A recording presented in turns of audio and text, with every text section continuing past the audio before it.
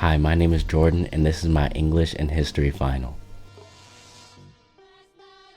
Throughout the year, my thoughts on what it means to be an American have changed.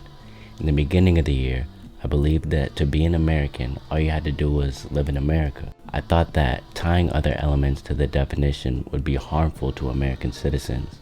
In the beginning of the year, I focused on people associating being an American with their level of status and success.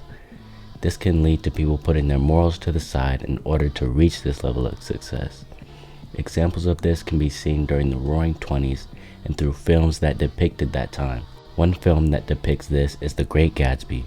Throughout the film, the character Jay Gatsby anchors his identity to his success in gaining a woman, much like an American citizen might anchor their identity to monetary success.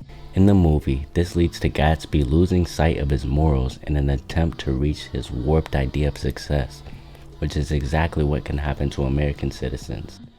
As we learned more in class, I realized that my way of thinking was only partially true, since there are plenty of positive effects that I had overlooked when answering the question. For example, when equality is associated with what it means to be an American, it can cause people to stand up for themselves, which in turn can lead to positive changes to America. An example of this can be seen with Elizabeth Cady Stanton in the Declaration of Sentiments. This document stated that men and women should be treated as equals while revealing the exclusion of women in the Declaration of Independence. This started movements in America, which eventually led to women gaining more rights. My thinking on this question has stayed the same throughout the year.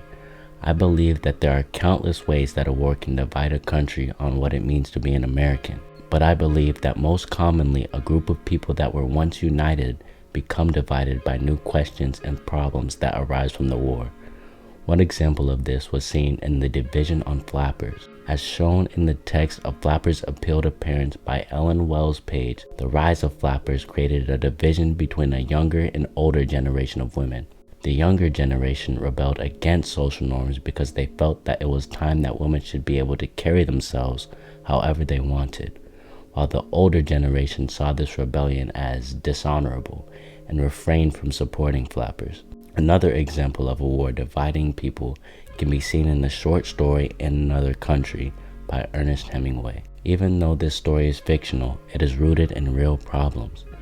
In this story, there is a passage where the main character is outcasted by his fellow veterans because they feel like he hasn't earned his medal or veteran status like they have.